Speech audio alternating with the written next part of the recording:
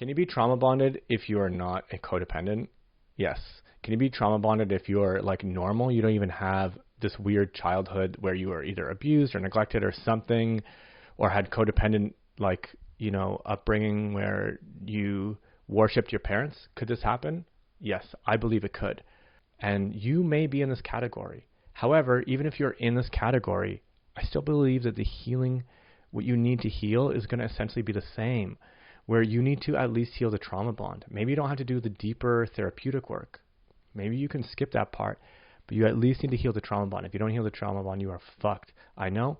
I spent a lot of time being fucked, and not because of the fucking trauma bond. I couldn't do it until 12 steps. So when we look at something like codependency, and the way I frame it is that, I'm not the only one who frames it this way, but my belief in it is that it's a trauma response we drop into.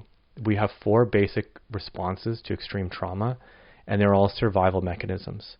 So one is fight or flight, pretty self-explanatory, and that fight and flight, I call this the warrior protector, because it's like in a war, you're going to fight the opposition or you're going to run away, and both of them essentially eliminate the opponent. And one thing I postulate is that generally the go-to for someone who is cluster B when in trauma, when under threat, is that. Obviously, it's not all the time and everyone is an individual, but generally it's that. The other side of it is freeze and fawn, and I'm going to say this is our go-to. It's my go-to. Obviously, depending on the situation. The one caveat I would make to say that when we get into fight or flight is actually when we're defending other people. We, as caretakers, codependents, empaths, whatever, we have this capacity to sacrifice ourselves for other people. So yeah, you're going to fight or run away when you're protecting the people you love or the people you swore to protect or whatever. We're more likely to do this under those circumstances. But if it's just me fighting for my own life, just me under threat, maybe I go for freeze and fawn. And freeze and fawn is the same as fighting and fleeing. Fawning is facing the problem, but you can't do anything. Like, you're not leaving. You're not eliminating the problem, but you're facing it.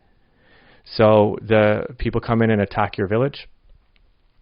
Fighting would be facing it and head on, live or die. Fawning would be facing it, but you're not eliminating the threat, and you're trying to eliminate yourself as a threat too. So you're trying to get rid of the threat, but in very different ways. So you're choosing to stay or not eliminate. And maybe it's the smartest move you can do. There's no judgment on any of these. There's times when that's going to be your best survival option. And if we were really in a place in our mind where we had full cognitive control, we could choose. Like, the best thing to do would be run away. The best thing to do would be to fight. The best thing to do would be to fawn or appease the attacker. And then the other side of that is freezing, which I liken to freezing up your emotions or camouflaging. It's like playing dead. Like when animals play dead, that's freezing. And I call this the peaceful protector. So there are 2 different ones. We all have access to all of these. And my argument is just, in abuse, when we're the one being abused, we are continually dropping into this fight, into this fawning or freezing. We're living in this place, and we can relabel this as codependency. And in my opinion, that's why maybe you weren't very codependent at all before, or maybe you never were. But if you are in an abusive situation where you're under trauma and you cannot escape, the fighting and the fleeing, maybe you tried that for a while, it doesn't work, you're going to be fawning or freezing, where you're going to be dissociating from your emotions and shit. And if you imagine if you were a torture victim, you say you're a prisoner of war, you get caught by the opposition, and you can't leave. So you don't even choose to stay. You'd love to get the fuck out, but you know you can't. When you are under severe trauma, instead of going into fight or flee, at some point that's going to break down. You're going to realize, I can't leave, I can't escape, and you're going to be stuck in fawning and freezing. And that we could call codependency. And you may develop a very strong trauma bond to the people who are holding you hostage, depending on the whole situation, right? The thing about an abusive relationship and why there is such a strong argument for using a term like codependency is that, well, it's voluntary, isn't it? Like, you chose to stay with that person. And your argument is always the same. Well, I chose, but I was like ignorant, like I didn't know. And then once I found out it was too late, I was trauma bonded. And if you've been trauma bonded, which I'm sure you have, you're watching this, you know how powerful it is. And look, I have too. I know how powerful it is. And if you're really struggling with that, my heart goes out to you, and know that you don't have to stay in that at all. There is definitely a way out of that. And I'm going to talk to you a little bit about that at the end. But I just want to talk now about, well, can anyone voluntarily become that without having this codependent background? So what is a codependent background? Let's flesh that out first.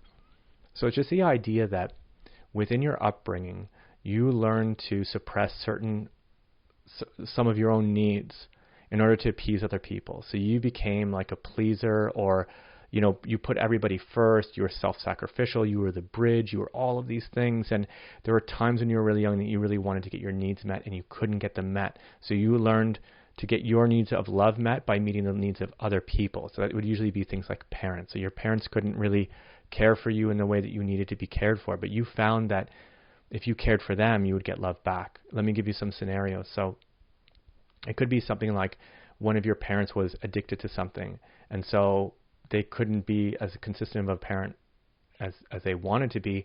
And so you are now the child taking care of the parent. And when you took care of them, you gave them water for their hangover, food, whatever it was, they would give you love back. So you could get your needs for love met as long as you could meet their needs first. As soon as they were to this level, you could get that love met. Now, someone else might bring them to that level, and then you would get your needs met.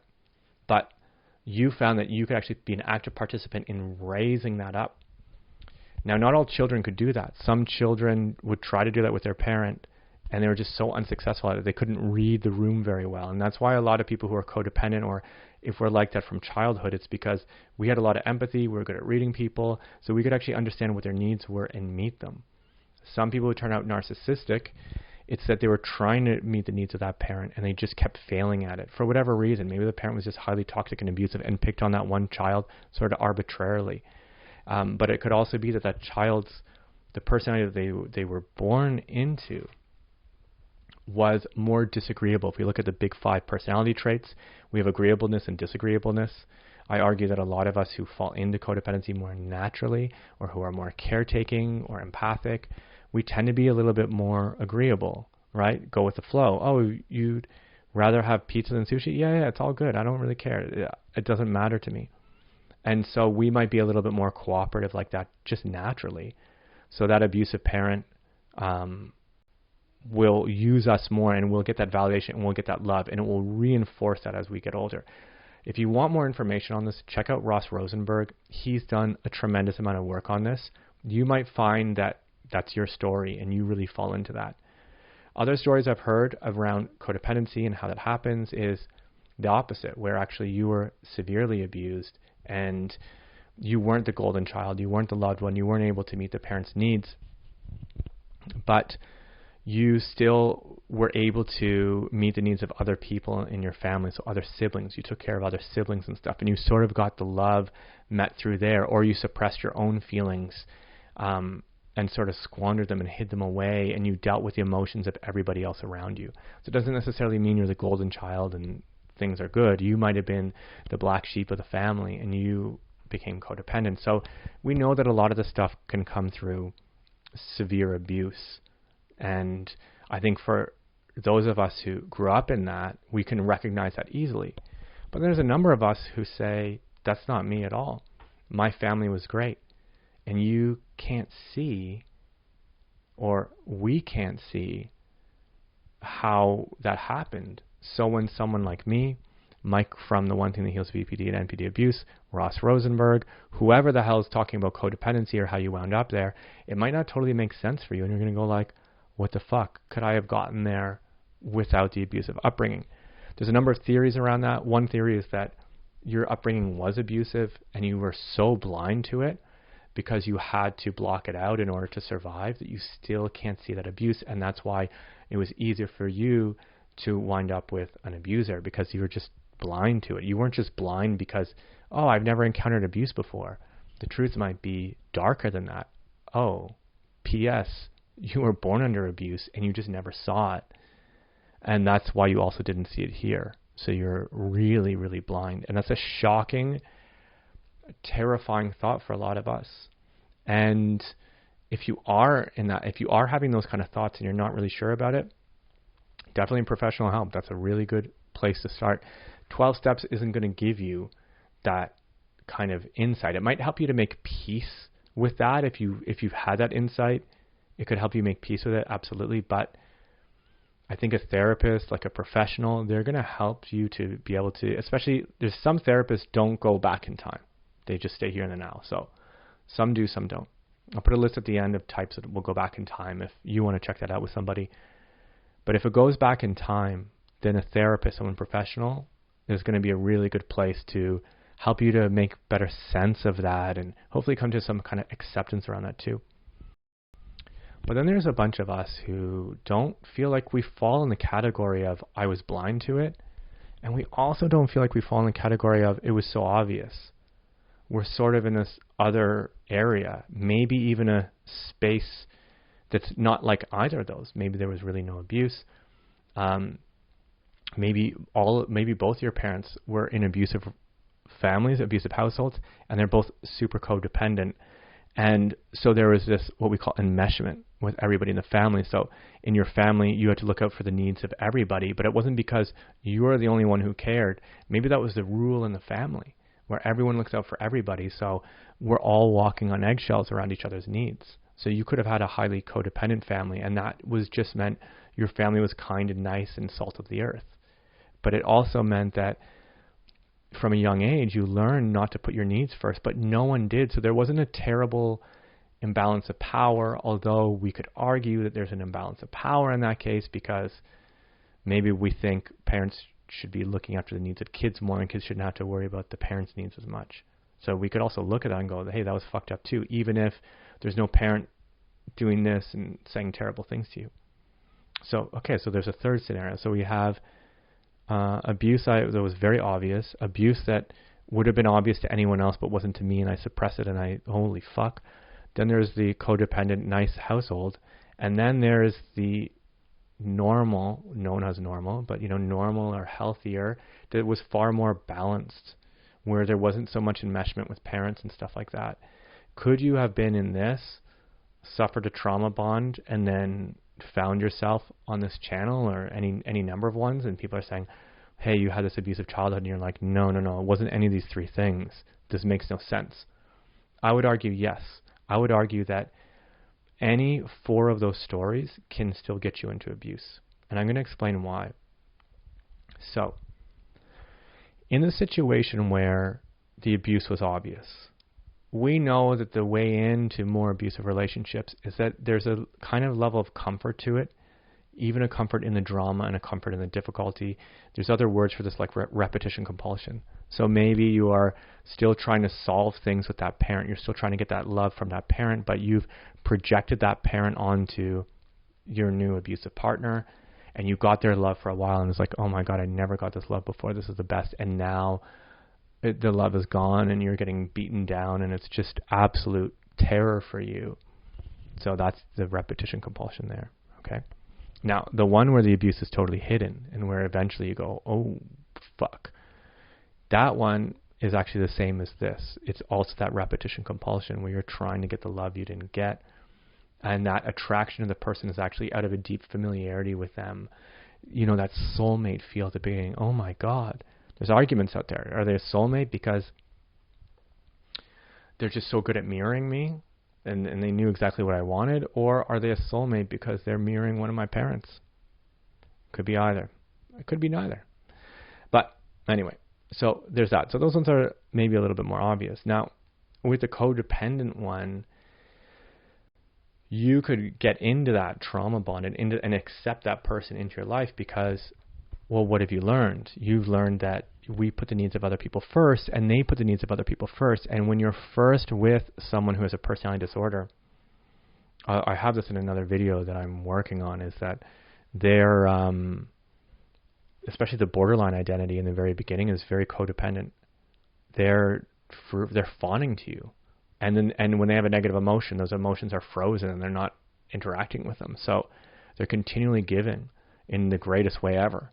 And then, of course, it doesn't last long. But in the beginning, they're codependent.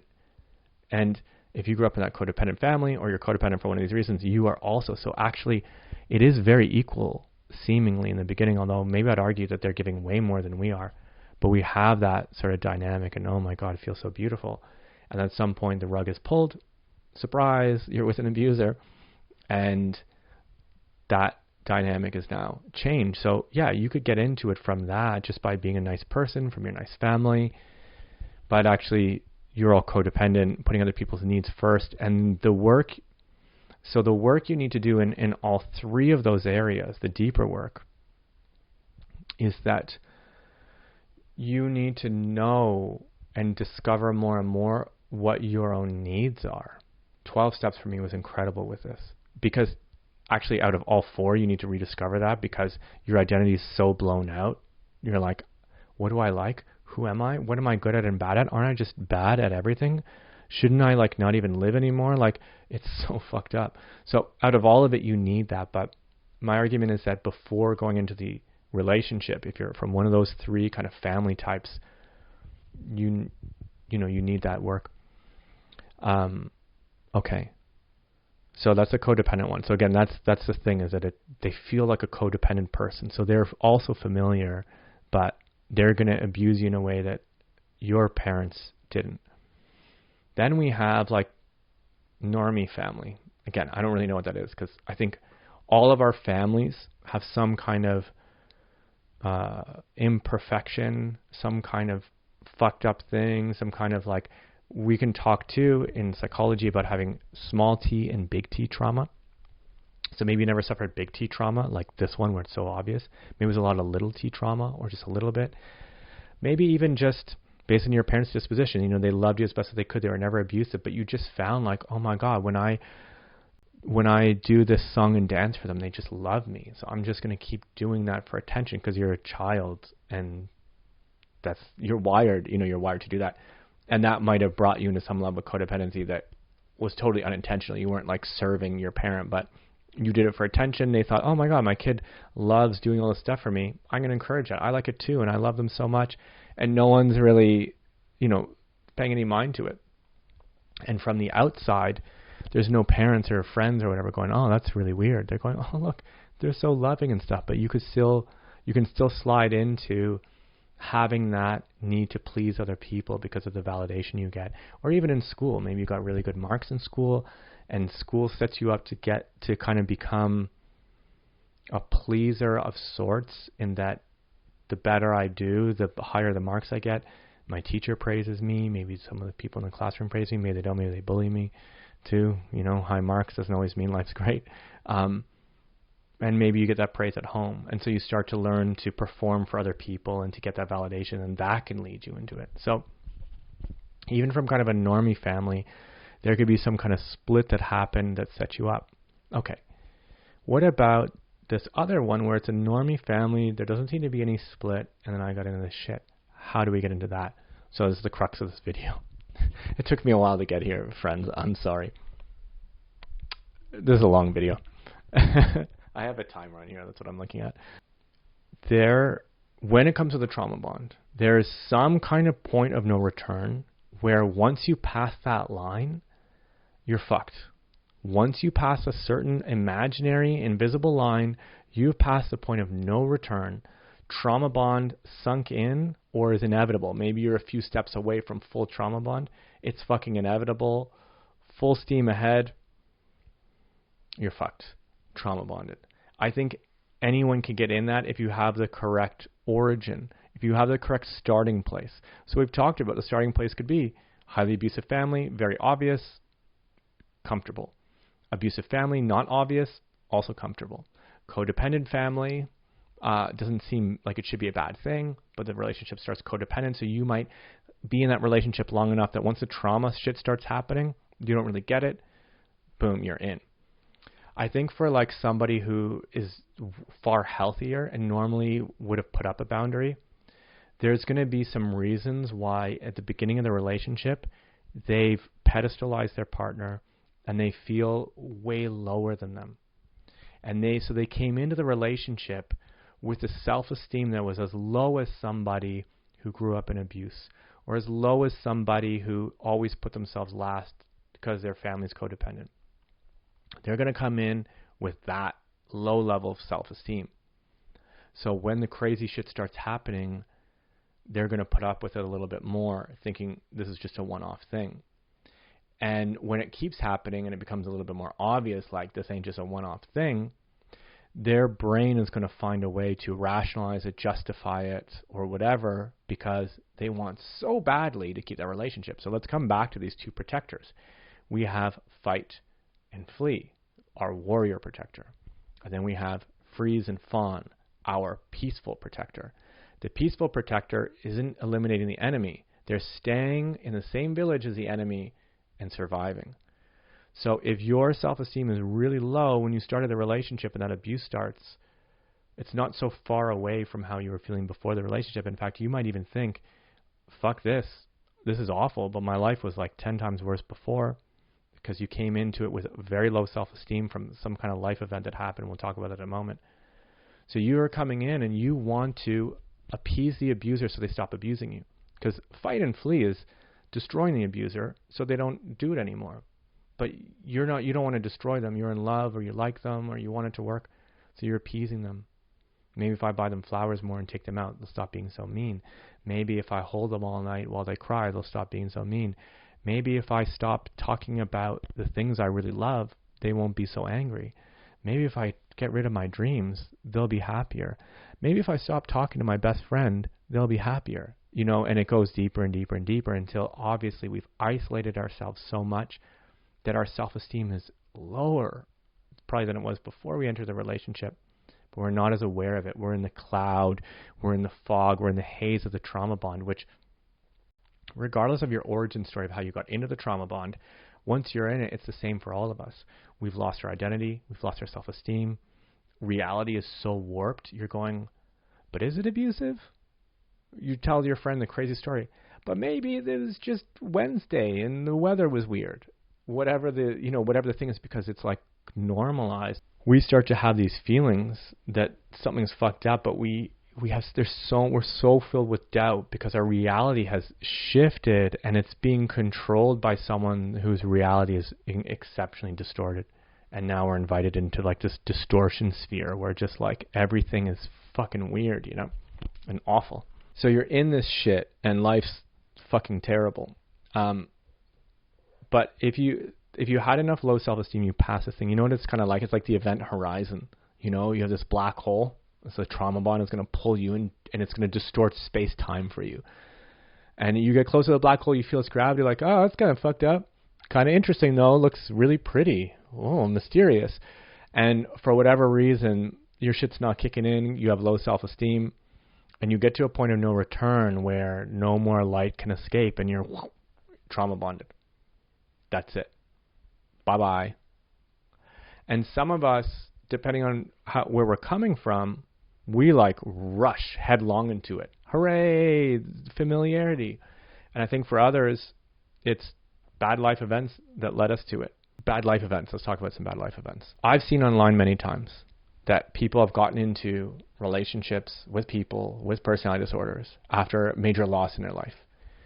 Did you lose a job? Major heartbreak. Someone died. You lost your apartment.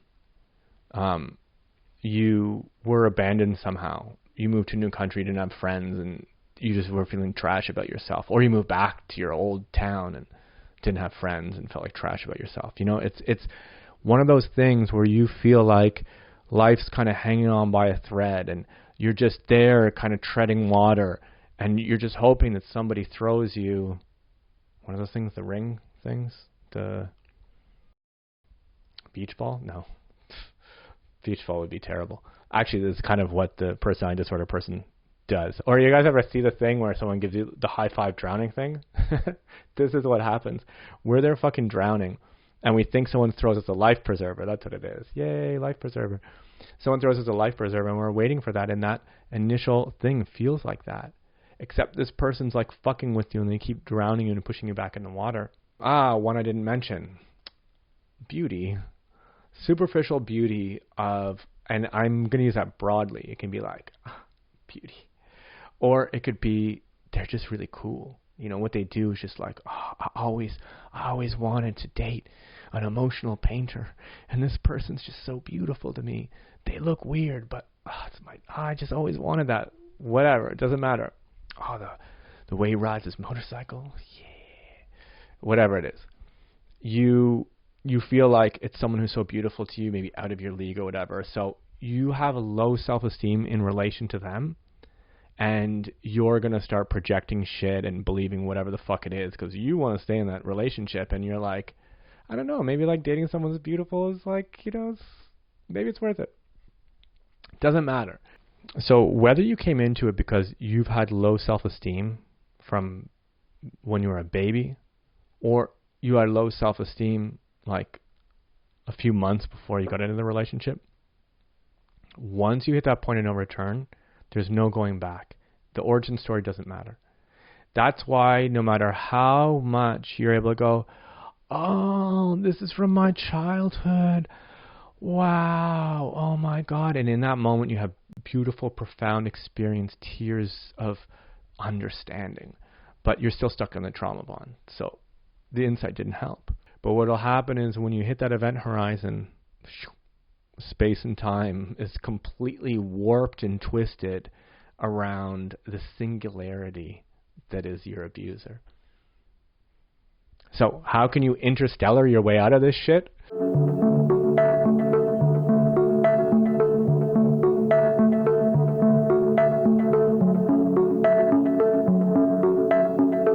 "12 steps, EMDR, maybe positive intelligence, possibly therapy.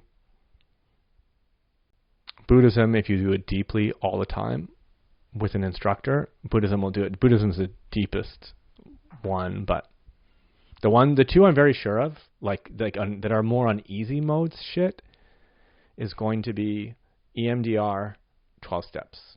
The other ones, look up. They might work, but those two, I'm going to explain to you why. So EMDR is not daily, but somehow it works. I don't know why, but it's efficacious, which means like that studies have shown that it works for trauma and PTSD. It works for CPTSD, but know that CPTSD isn't a real diagnosis, at least at this point. Only PTSD is, but it has been efficacious for that, which is fucking crazy considering what it is. This is what they do. I haven't done it. If I'd done it, I would tell you guys, and there's like no shame. So you go like this. Okay, so what they're doing is they're getting your eye to move left and right, or it could be sonic. It could be like a sound going left and right. And they'll ask you to go into the trauma. So I might think like, that big fight we got in. I don't even want to think. I go there and I can't. And they say, Jesse, go there. So I'll go there. And while I'm doing it, they're doing this. If my eyes are closed, if my eyes are open, I'm following left and right. And it could just be a fucking pen in someone's hand. When I thought EMDR, I thought like, you know, EMR, EMI, EMF. I don't know. You know the thing you get in? It's not that. It's just some dude with a pen. And it works. And it helps people to go back into the trauma without being triggered, which is wild. And then you'll get some things that you'll talk to them about. And they'll give you new coping mechanisms. But essentially what happens is you reframe the abuse so that you don't feel so powerless in it. In 12 steps, you also reframe the abuse also in a way that you don't feel so powerless in it. I'm assuming both are, well, I know 12 steps is emotionally fucking difficult. But wow. Worth it. But EMDR seems like it takes like under 10 sessions, and people have claimed that like their trauma to that thing is like gone. It's not hypnosis or anything like that. The person who started it, I don't remember the name, I think it was a woman who started it, had this wild idea. If you've ever had a bad dream and you woke up from a bad dream, you know, sometimes you have a fucked up dream and you wake up from it. Well, there's plenty of people who have experienced really like big T trauma, really fucked up shit, and they start to have a dream about it, and right before that really awful thing happens, they wake up. And so the therapist was like, oh, or I don't know if they're therapists, but they're like, hey, when you're in sleep, you're in REM, and REM is rapid eye movement. Your eyes are going left and right, and we're also processing shit. And went, oh, they're trying to process the trauma, and they're being interrupted halfway through the fucking trauma. They can't deal with it, and they wake up, and they keep having this reoccurring dream because they're not able to process through that trauma. What if we simulated our REM, left, right, left, right, left, right? What if we simulated this while they went into it, but in like a conscious way? I wonder if I could take them through that dream and then past it. And then what if I could take them through that dream again, and we could just keep reauthoring this dream until we change the outcome of what happens, and they're not powerless. And it works. Now, does it work 100% of the time? No. But the fact that it works a little bit, or a lot enough for it to be recognized, dope. It's a perfect example, actually, of what's occurring. The earlier memory, let's say in PTSD, the trauma, being held unprocessed with the emotions, physical sensation, belief. The brain continues to try to process it, and that's what dreaming is about. REM researchers, dream researchers say during REM state, what the brain is attempting to do is process survival information to resolution. That's why all of us have had the experience of feeling disturbed at something, going to sleep, and getting up the next morning and feeling better about it, with a better understanding of what to do. The brain has done what it's supposed to do. It's processed the information and guiding us appropriately in the future. But when a trauma has occurred, it's disrupted that process. And though the brain is trying to do it during dream, the person continues to wake up in the middle of a nightmare, etc., because it's too disturbing to occur. So within EMDR, one of the things we'd be looking at is what are the nightmare images that a person reports. So for instance, a person who's individual saying they continually wake up in the middle of a nightmare of being chased by a monster through a cave. We target the image of the dream image. And so she's holding in mind being chased through a cave by the monster. We start the processing, and most often what happens is like a veil gets peeled back, and the individual sees what the actual experience is, and the person reports, oh my God, that's the person who molested me, chasing me through my childhood home. The processing moves it to resolution. And the person, again, no longer has that dream image, because once it's fully processed, it's integrated with larger memory networks and arrives at that adaptive resolution. So that dream image does not come back again. So happily, that's one of the ways that EMDR is able to function.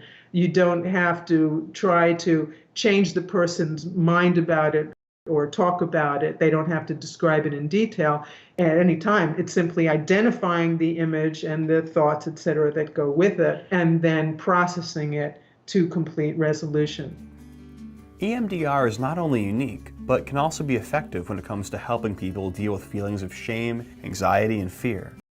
12 Steps is based off of addiction programs. And what it gets you to do is to live in the moment as much as possible, to courageously face your fears and your resentments and your judgments and your anxiety and your your shame, all the fucked up shit. You face it in the moment. If you break down and it's really fucking hard, hey sponsor, what's up? Good. And you learn this tool that you use again and again. PPG Recovered Codependents.org is the one that I recommend because of how stringent and strict they are in the program. The problem with a therapist is that it's at best once a week. They'll give you homework, and you may or may not do that homework. In a primary purpose group, I don't care if it's for codependency, for alcohol, for eating, for gambling, for sex, for whatever. A primary purpose group is going to be kind of the most hardcore, you must do this shit daily. You must do daily work to get rid of the trauma bond. It's no aha moment, unfortunately, going to do it for you. Think of it as this black hole, right? You have to, baby step your way up millions of times, but you'll get out of it if you do it really fucking seriously. It works because it's just like an addiction. So imagine we talk about that same thing with a black hole. And I would say this: if you're addicted to anything, I've been an addict, I know, you get to a point of no return where you can never go back to that substance, or you might do it for the rest of your life. I talk about that in the 12-step video, especially my critique of code at the very end. Check that out. You hit a point of no return where you will never be able to manage the drug again. And you're all or none, right? You're in the black hole or you're out of the black hole. There's no riding along the side or stopping by. There's no. Your friends can do it, no problem. Your friend could engage with your borderline or narcissistic ex, could have sex with them. All that sex you missed, imagine your best friend. No, don't imagine that. But you could sleep with somebody with a personality disorder who you're not emotionally trauma bonded with. Cool, bye, see you later. Thanks for the nice Friday. Cool. But as soon as that trauma bond comes in, you're in an all or none situation with that person where you're in an abusive relationship with them, or you're in no relationship with them, and there's kind of no, I know there's this gray rock thing, and that's very Buddhist, and I'm sure people can do that, but that's easily the most difficult state out of these two. Being all the way in an abusive relationship is easier than that, and being all the way out is easier than that, especially if you get rid of the fucking trauma bond. If you drank enough alcohol every day for a long time, eventually you'll get addicted to it. Heroin, cigarettes, whatever. At some point, you're going to get addicted to it, where you're going to hit a point of no return where you have 0 drinks or you go to the moon. Eventually, you get to a point with cocaine. You have one line or you go to the moon. And there's not going to be there's no middle ground. Your friends, they can come in, party for the weekend. You can't. You party for the weekend, your weekend might last 30 years. So you've hit that point of no return. All addictions work that way. Most substances aren't that addictive. If you look online at actually the rate of addiction for substances, it's a crazy high rate of addiction is 20%. Meaning 20% of people do it, they get addicted. That's an insane, that's like crystal meth is 20%, maybe. The point is that with all substances, you get to some point of no return and you're fucked. So you need to recognize you're at the point of no return, and that's why something like a 12-step program that deals with addiction will deal with the addictive part, and your addictive part is this trauma bond, but it's more complicated than an addiction, but it's so similar to it. So an addiction tells you, I can manage this. There's a way that I can still have my drugs and not do them all the time. Your addiction tells you that. All of reality tells you otherwise. Your friends tell you, no. And then you have moments as an addict where you go, I can't do this. This is so stupid. And you wish, your logical brain goes, please stop this. You're way better than this. Your life will be so much better. And your emotional brain goes, we could just do it a little bit, Or your emotional brain goes, it's impossible. I can't do it at all. And we get into this state of hopelessness where I'm just fucked. Life's over. But I don't want to die. But sometimes I do want to die. I'm just going to keep doing those drugs. Doesn't this sound familiar to you in your relationship where it's like, oh, my logical brain says this is so fucked up and terrible, but my emotions, I don't know how to shut them down. The relationship's been over for 2 years and I don't know what it is about them. And I just think in that first month, if I had just said this thing, or, oh my God, I wish in month 2 I just left. They would have still been in love with me and they'd still be obsessed with me the way I'm about them. They don't even care about me anymore. I ran into them the other day and you know what they said to me? They said, I barely even remember being with you. It's almost like a dream, like it didn't even happen. I'm so glad I'm not with you anymore. Wasn't that awful? And you go, wait, are you still not over me? No. You really need to move on. This is bad. Maybe you should go see a therapist. There's something wrong with you. And you're just I'm so trauma bonded right now because I just want to talk about what's wrong with you and I don't know how to deal with my shit. I already feel like there's so much bad with me and evil and terrible and awful. When you're in the trauma bond, you have 2 memories that won't stop assaulting you. You have the really terrible memories that come back, And then you have the really beautiful memories that come back. And they're both traumatizing in a different way. What our instinct is when the trauma bond comes in is we want to take the good memory and we want to paint it black. We take the bad memory and go, they're abusive, which is good at first because you're trauma bonded and you're in the fog and you don't know what abuse is. And so it's good. Yeah, they were abusive. But then that good memory comes up and you're like, was that real or fake? It must have all been a manipulation.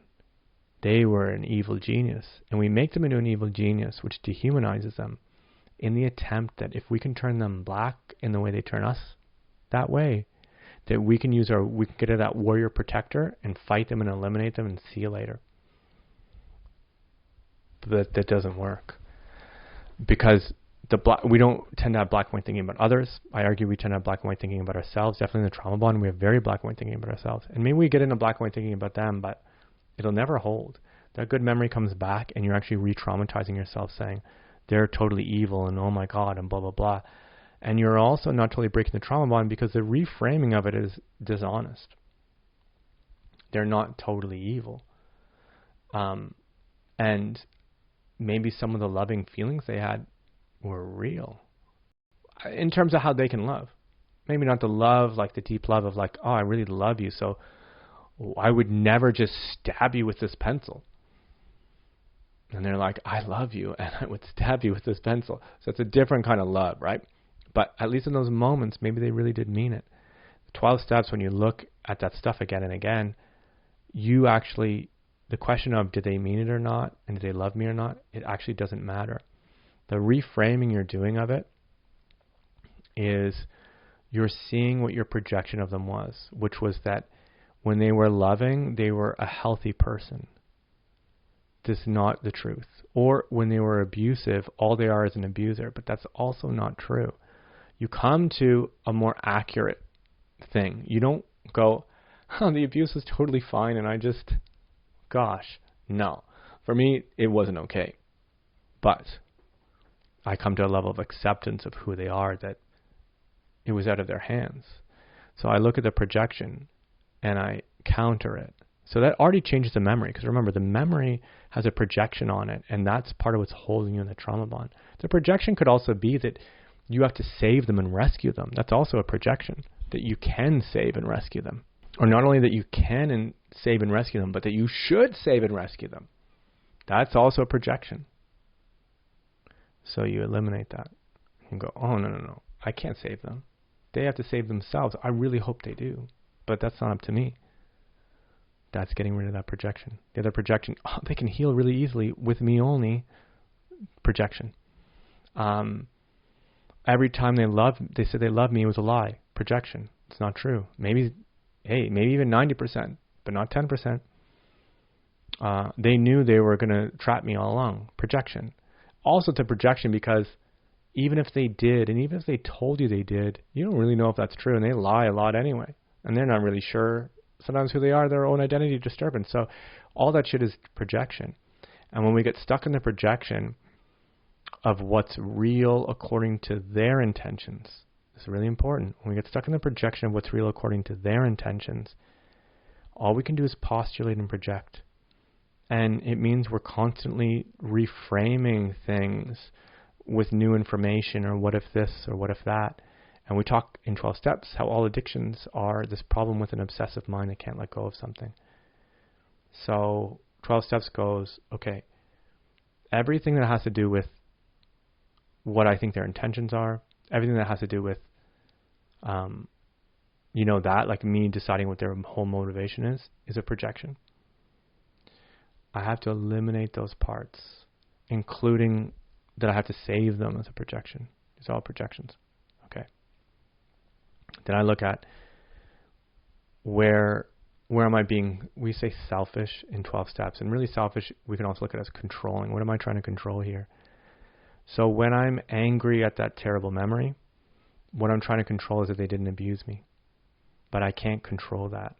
So it's also taking away that feeling of I could have changed this, which is which actually doesn't make you feel like a victim, right?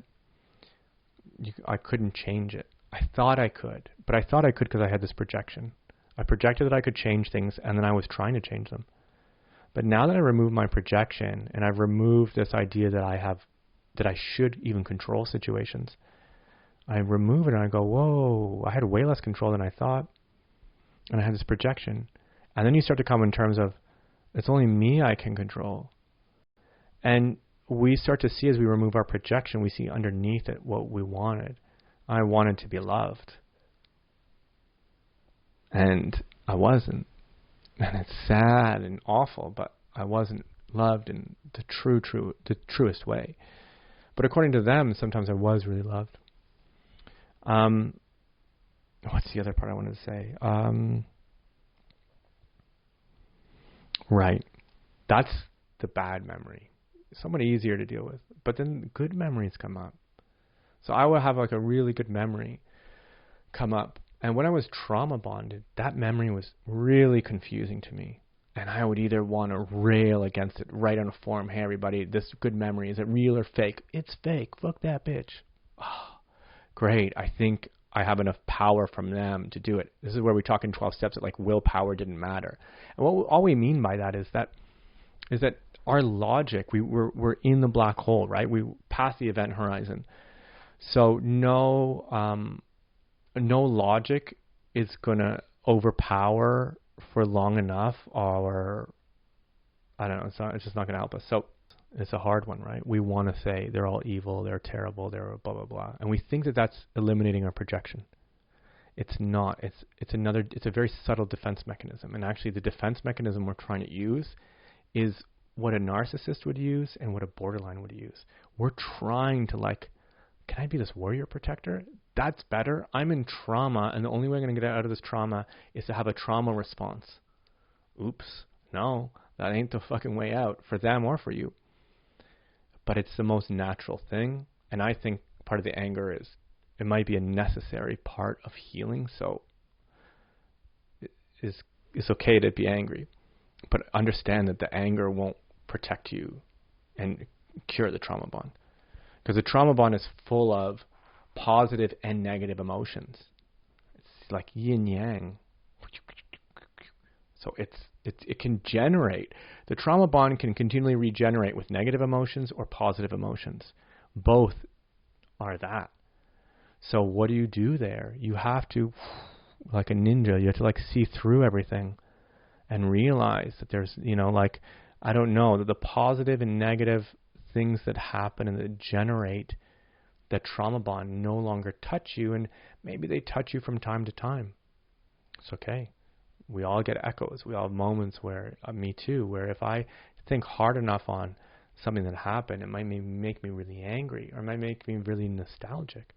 It's okay. I have this tool where I can kind of clean, go, oh, that's interesting. Whew. Oh, no way. And it's just a very different experience. But when a positive emotion comes, you want to turn them evil and, that's a projection, I'm good. No. Unfortunately, no. So that positive emotion comes up, that positive thing comes up.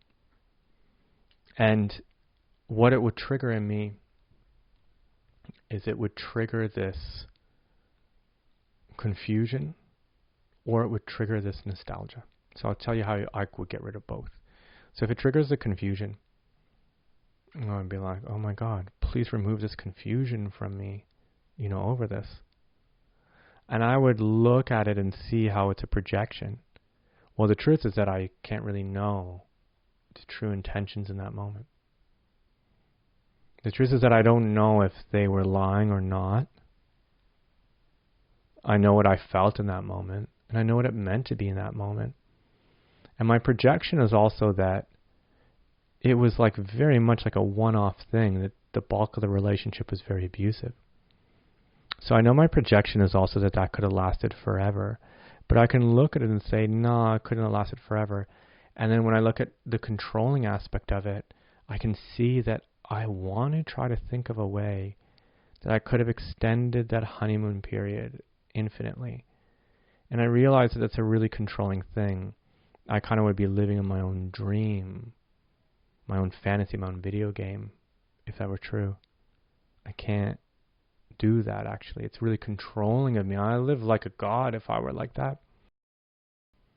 It would be nice. I can acknowledge it. I would love that. I would love it. Man, that would be so fucking nice, wouldn't it? It would be nice. But it's really controlling of me to want her to have been frozen like that forever. And if I, over time, come back to these good memories enough, I'll realize that even the good memories were trauma-based for them.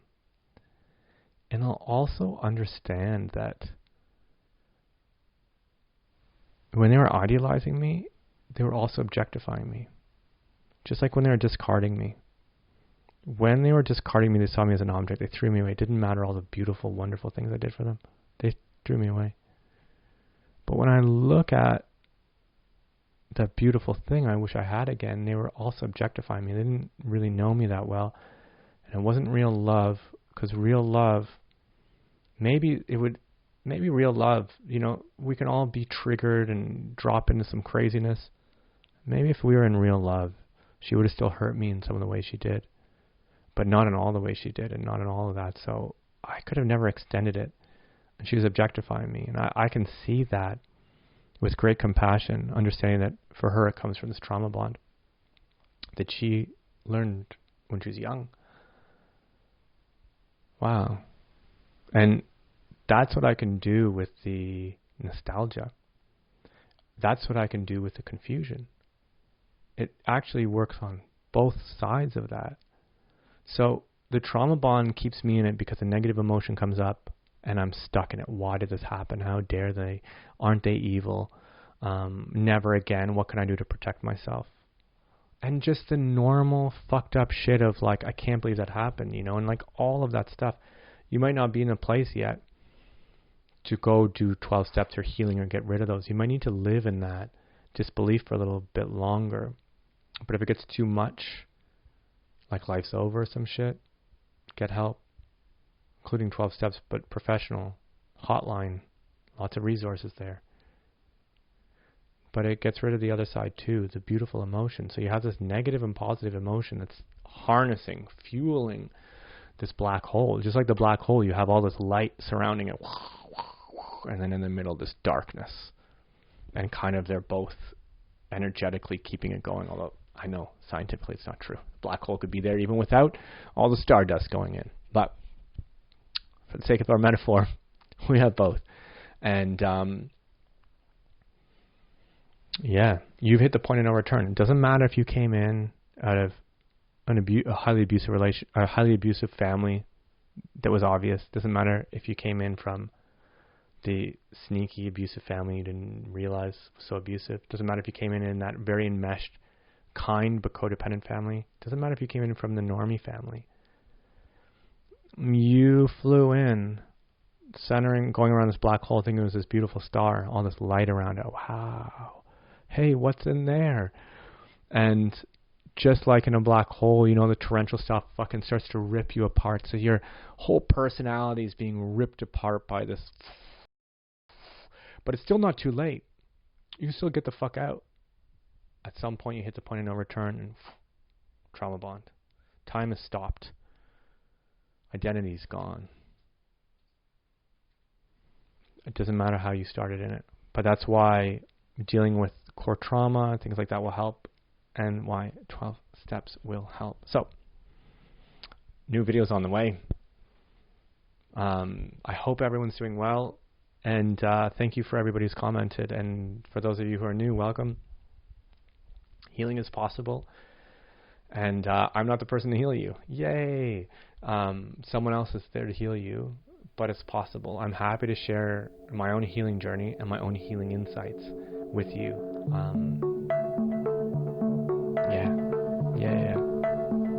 Yeah.